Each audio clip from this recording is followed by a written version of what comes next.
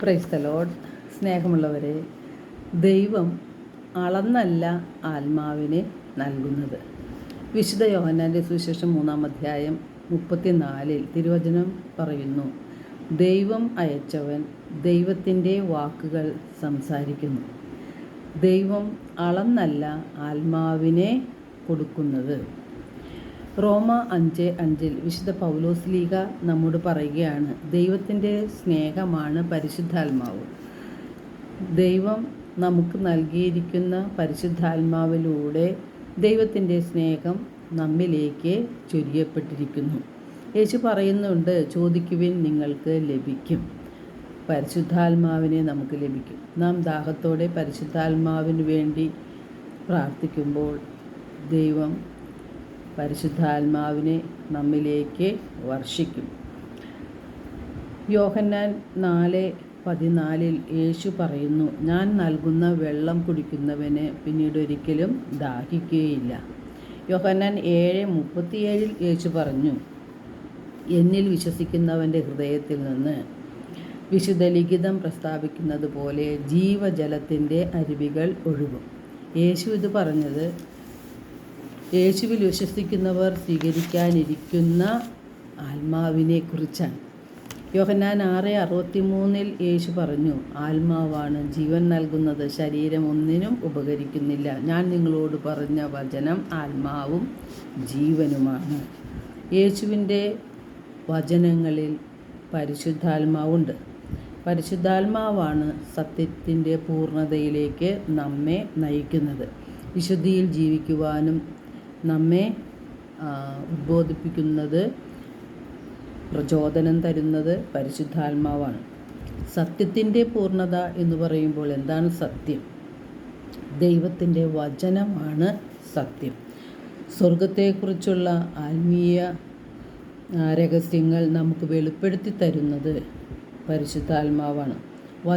വചനങ്ങൾ ഗ്രഹിക്കുവാനും നമ്മുടെ തെറ്റുകൾ തിരുത്തി ദൈവത്തിൻ്റെ ഹിതമനുസരിച്ച് ജീവിക്കുവാനും പരിശുദ്ധാത്മാവ് നമ്മെ സഹായിക്കുന്നു.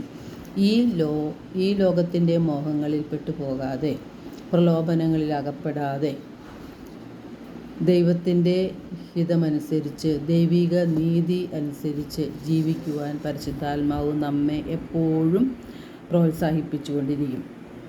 നമ്മുടെ പൗരത്വം സ്വർഗത്തിലാണ്. സ്വർഗത്തിൽ പ്രവേശിക്കാൻ തക്ക വിധത്തിലുള്ളൊരു ജീവിതം ഈ ഭൂമിയിൽ നമുക്ക് ജീവിക്കണമെങ്കിൽ പരിശുദ്ധാത്മാവിൻ്റെ സഹായം കൂടിയേ കഴിയൂ. നാം ഒരു പുതിയ സൃഷ്ടിയാകുന്നതും അപ്പോൾ മാത്രമാണ്. ആർക്കാണ് പരിശുദ്ധാത്മാവിൻ്റെ നിറവ് ലഭിക്കുന്നത്? ദൈവത്തിൻ്റെ കടാക്ഷം ലഭിക്കുന്നവർക്കാണ് ദൈവത്തിൽ നിന്ന് ദൈവത്തിൻ്റെ എല്ലാ വാഗ്ദാനങ്ങളും കൃപകളും എല്ലാം ലഭിക്കുന്നത്. യെശയ്യാ 66:2 തിരുവചനം പറയുന്നുണ്ട്, ആത്മാവിൽ എളിമയും അനുതാപവും ഉണ്ടായിരിക്കുകയും എൻ്റെ വചനങ്ങൾ ശ്രവിക്കുകയും ചെയ്യുമ്പോൾ വിറയ്ക്കുന്നവനെയാണ് ഞാൻ കടാക്ഷിക്കുന്നത്. നാം ദൈവവചനം ശ്രവിക്കുമ്പോൾ ദൈവം നമ്മോട് സംസാരിക്കുന്നതായിട്ട് നാം മനസ്സിലാക്കണം. ദൈവത്തിൻ്റെ വചനങ്ങളിലൂടെ പരിശുദ്ധാത്മാവ് നമ്മോട് സംസാരിക്കുകയാണ്. ദൈവത്തിൻ്റെ ആത്മാവ് സംസാരിക്കുമ്പോൾ ഇതെല്ലാം ഞാൻ കേട്ടതാണ് എന്നുള്ള ലാഘവത്തോടെ, ചെറിയ അഹങ്കാരത്തോടെ, അലസമായിട്ട് നാം ഇരുന്നാൽ ദൈവത്തിൽ നിന്ന് നമുക്കൊന്നും തന്നെ ലഭിക്കുകയില്ല. നമ്മുടെ ഹൃദയത്തിൽ എളിമയും അനുതാപവുമാണ് ഉണ്ടായിരിക്കേണ്ടത്. എളിമയുള്ളവരെയാണ് ദൈവം സ്വീകരിക്കുന്നത്. പരിശുദ്ധാത്മാവ് നമ്മിൽ വന്ന് നിറയുമ്പോൾ എന്തെല്ലാം മാറ്റങ്ങളാണ് നമ്മുടെ ജീവിതത്തിൽ ഉണ്ടാകുന്നത്.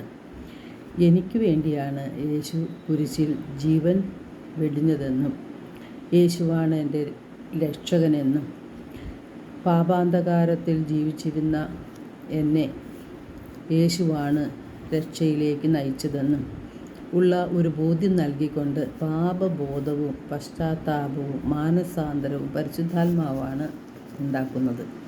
നമ്മുടെ ശത്രുക്കളോട്, അതുപോലെ നമ്മെ വേദനിപ്പിച്ചവരോട് ആത്മാർത്ഥമായിട്ട് നമുക്ക് ക്ഷമിക്കണമെങ്കിൽ പരിശുദ്ധാത്മാവിൻ്റെ സഹായം കൂടിയേ കഴിയും.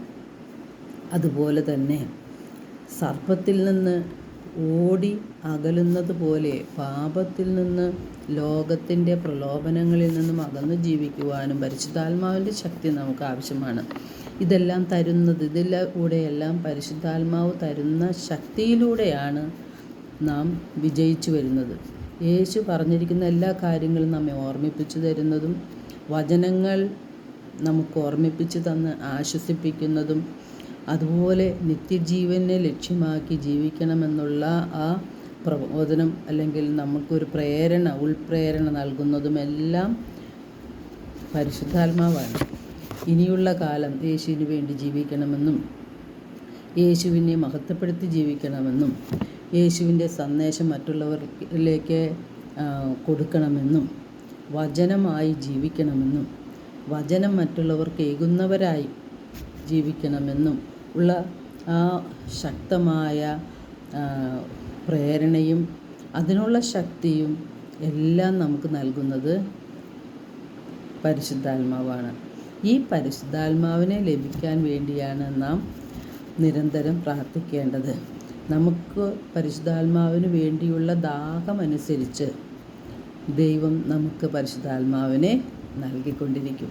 എല്ലാവർക്കും ഒരു നല്ല ദിനം ആശംസിക്കുന്നു. ദൈവം നമ്മെ ഓരോരുത്തരെയും സമൃദ്ധമായി അനുഗ്രഹിക്കട്ടെ.